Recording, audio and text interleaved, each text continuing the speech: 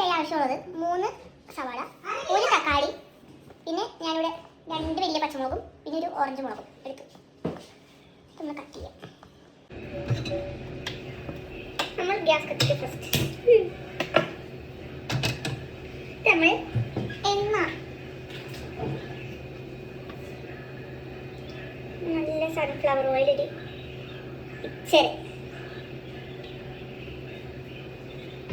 കുറച്ച് വെളിച്ചെണ്ണ നമുക്ക് മിക്സ് ചെയ്യാം. കുറച്ച് വെളിച്ചെണ്ണ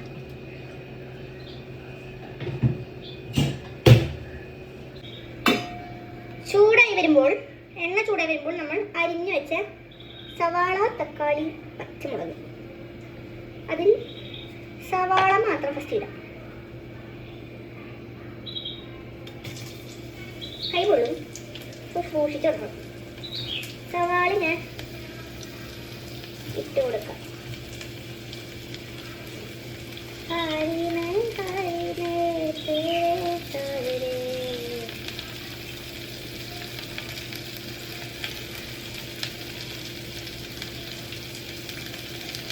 ഫുൾ സവാള ഇട്ട് കൊടുത്തു.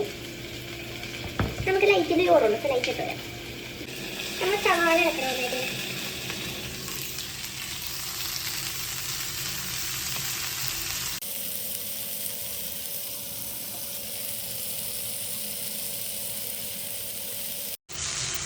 ഇപ്പം ഇത് കുറച്ച് ഗോൾഡൻ ബ്രൗൺ ആയി വന്നല്ലേ, കുറച്ചുകൂടി ഒരു ഗോൾഡൻ കളറാണ്.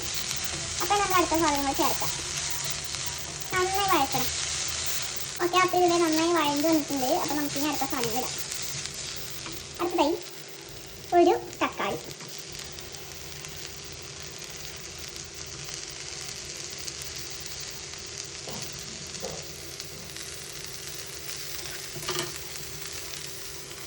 ഇനി പച്ചമുളക് ഫുള്ള്, കുറച്ച് ജിഞ്ചർ ഗാർലിക് പേസ്റ്റ് വേണം. അതിൻ്റെ ഒരു ഇത്ര ഭാഗം ജിഞ്ചർ ഗാർലിക് പേസ്റ്റ് ഒരു തക്കാളി ഒക്കെ ഇട്ട് നന്നായിട്ട് ഇങ്ങനെ വഴറ്റണം. അത് അതിൻ്റെ ഒരു പച്ചമണമൊക്കെ പോകണം.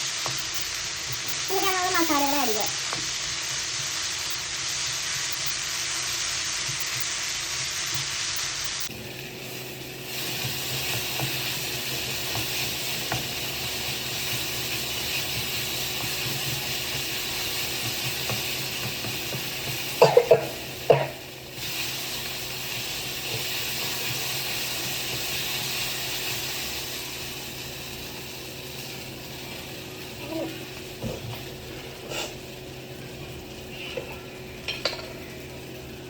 ലേശം മഞ്ഞപ്പൊടി,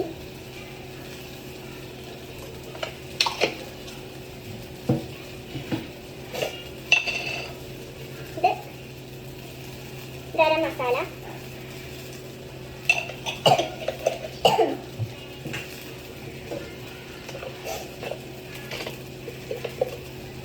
ഒരു ഇത്ര മുളക് പൊടി, നിങ്ങളുടെ എരിവിനനുസരിച്ച്, കുറച്ച് മല്ലിപ്പൊടി.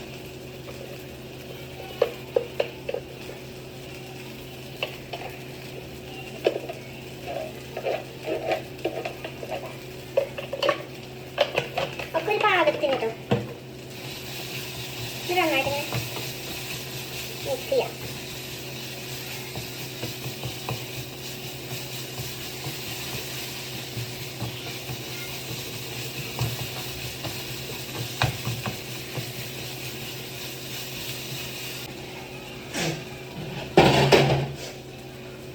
മഞ്ഞപ്പൊടിയും ഉപ്പും വേപ്പലയും കുറച്ച് കുരുമുളക് ഇട്ട് വേവിച്ച് വെച്ച ബീഫ് നമ്മൾ ഇതിലേക്ക് ചേർക്കണം.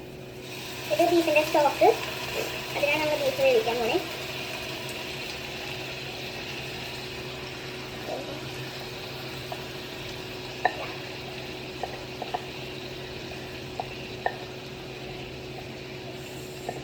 ഫുള്ള് ബീഫ് ചേർത്തു. എന്നിട്ട് നമ്മൾ ഈ മസാല കൂട്ടായിട്ട് ഇങ്ങനെ ഇളക്കി ചേർക്കണം. തീ കൂട്ടിയിടാം. കാണിച്ചുതരാം. നല്ലോണം നമ്മുടെ ആ മസാലയൊക്കെ ഇതിൻ്റെ കൂടെ ചേർന്ന് ഇങ്ങനെ പിടിക്കണം.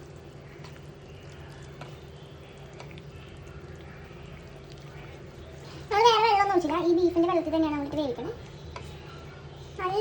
മസാലയൊക്കെ ആയിട്ട് ചേർന്ന് പിടിക്കണം. കാശ്മീരി മുളകാണ് ഇട്ടിട്ടുണ്ടെങ്കിൽ കുറച്ച് കളർ കിട്ടും. നമ്മൾ സാധാ മുളക് പൊടി ഇട്ടാൽ അതാണ് കളറില്ലാത്ത.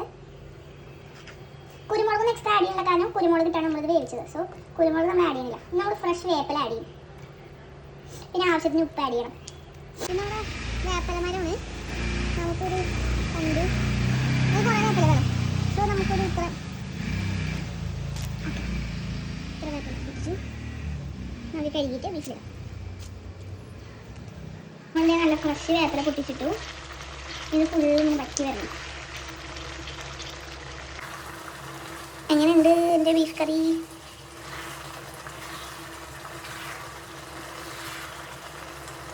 കറിയായിട്ട് വേണോ അത് ഡ്രൈ ആയിട്ട് വേണോ?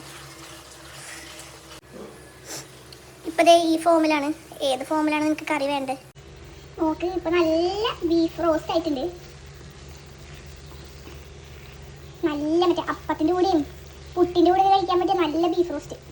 ഇത് ഞാൻ ഫുള്ള് ഇങ്ങനെ മുരിച്ച് ഫ്രൈ ആക്കിയാലോ എന്നാണ് ആലോചിക്കണേ. ഇത് നോക്കി ഇനി ടെക്സ്ചറും അതിൻ്റെ ഒരു ഇത് നൈസല്ലേ? നല്ല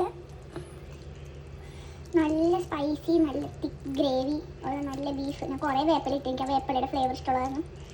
ഇതിൽ